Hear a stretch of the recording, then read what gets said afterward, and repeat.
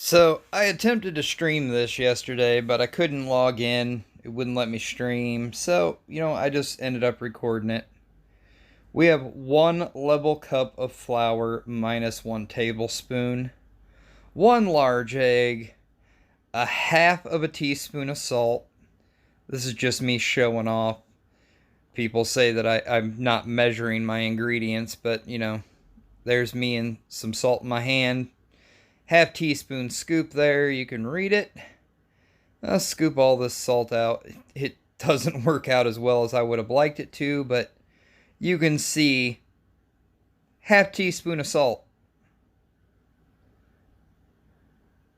Yeah, that just showing off.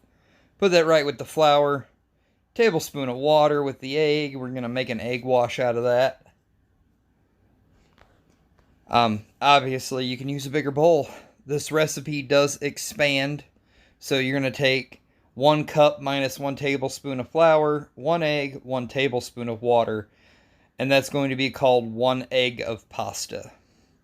This will feed 2 to 3 people as a side, 2 people as a meal.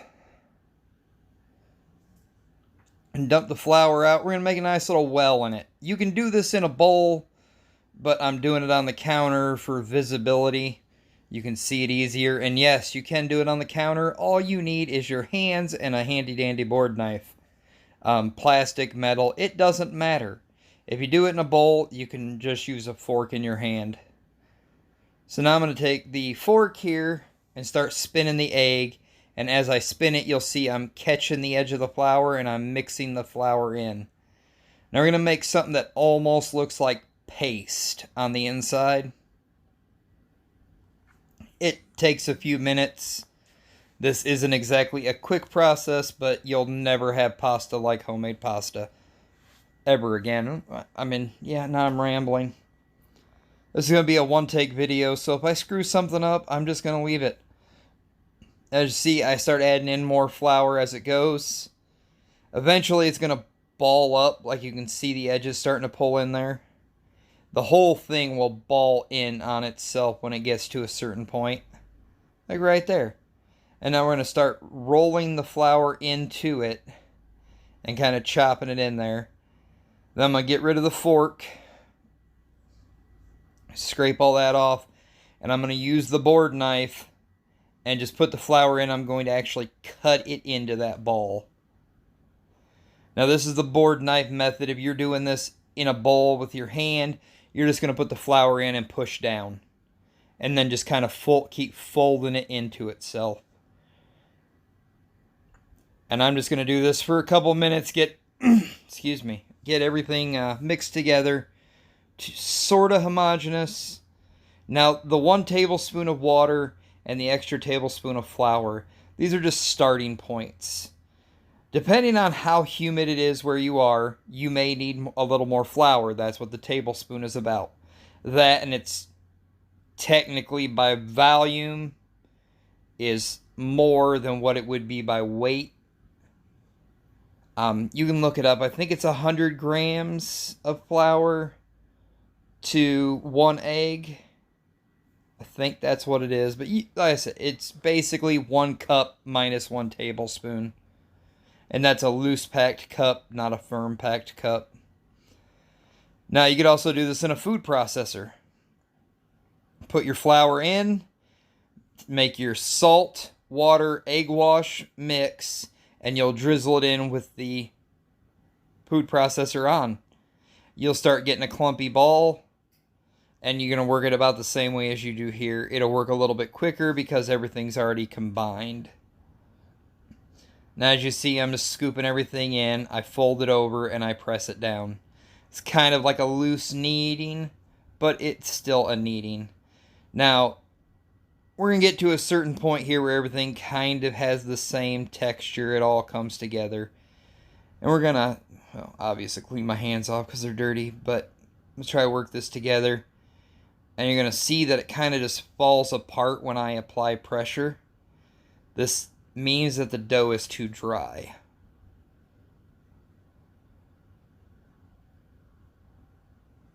Yes, I'm still working it.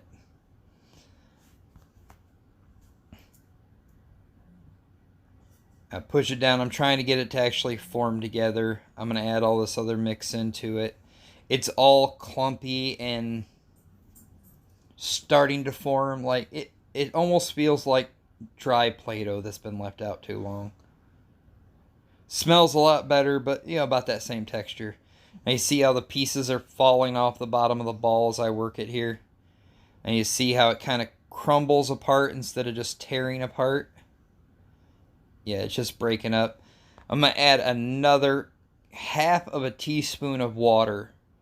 Now you want to add very small amounts at a time.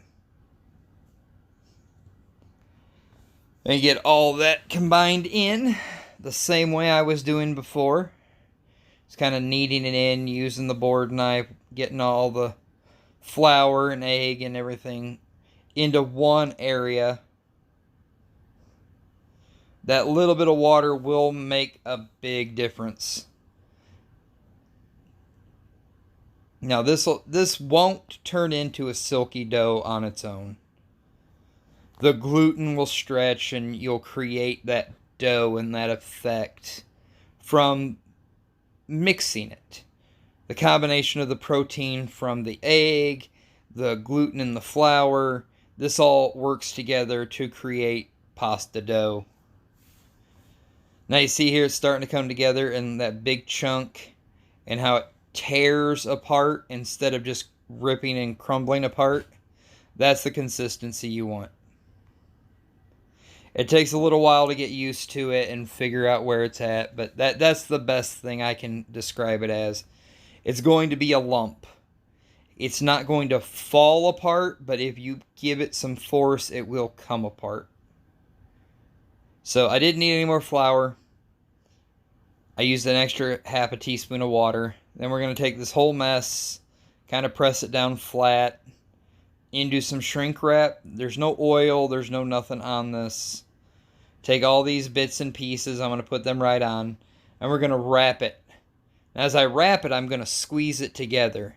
You want to do that with like the ends or the bottoms of your fingers or cup around it as I'm doing and kind of work it into each other and get the shrink wrap nice and tight. Now, what this will do is it'll allow the flour to hydrate without any interference from the outside.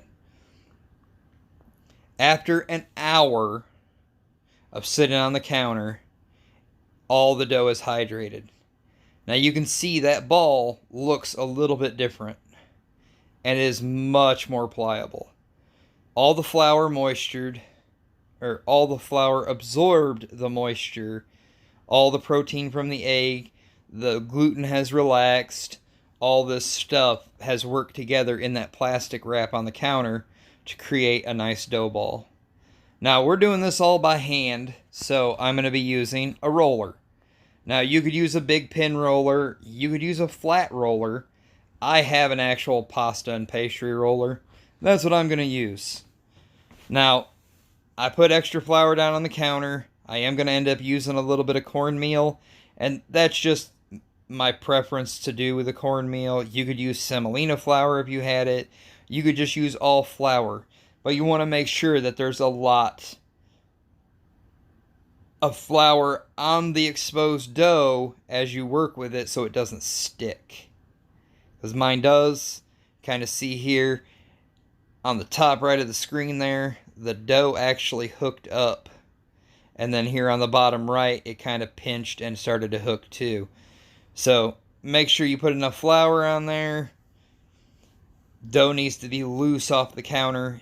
If you do have a pasta roller, obviously this will be easier. Whether it be hand crank or power or one off your freaking stand mixer, I don't know. I have a hand crank one, but because I know several people don't have access to that, that's why we're doing this by hand.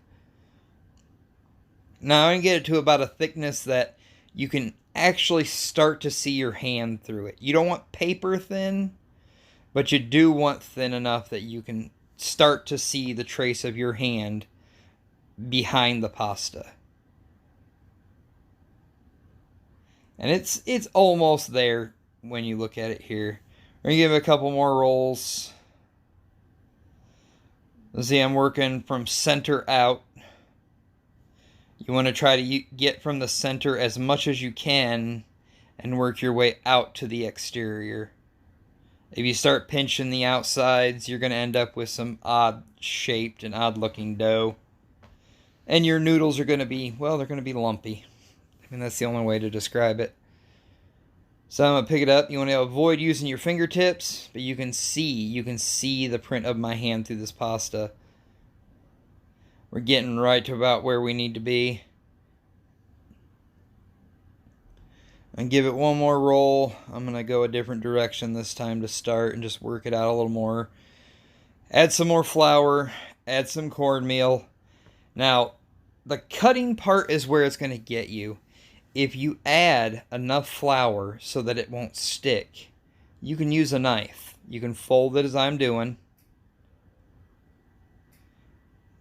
You could also use a pizza roller.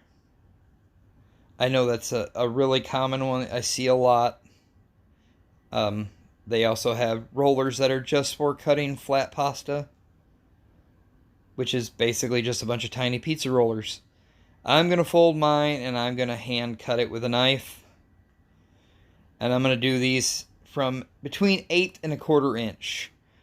You're going to be able to tell that these are homemade. Get them all in a pile. I'm going to add some more flour. And what we're going to do here is, what we'll do once we add the flour, we're going to start tossing it lightly, as you see me doing here. And as you toss it lightly, it'll all come unraveled, and you'll end up with this nice ball of pasta. Now we're going to take water, bring it to a boil, add in our salt, because you want to salt your pasta water. And then we'll start dropping in our pasta. The camera's going to move so we can get a better angle. So we have our boiling water with our salt.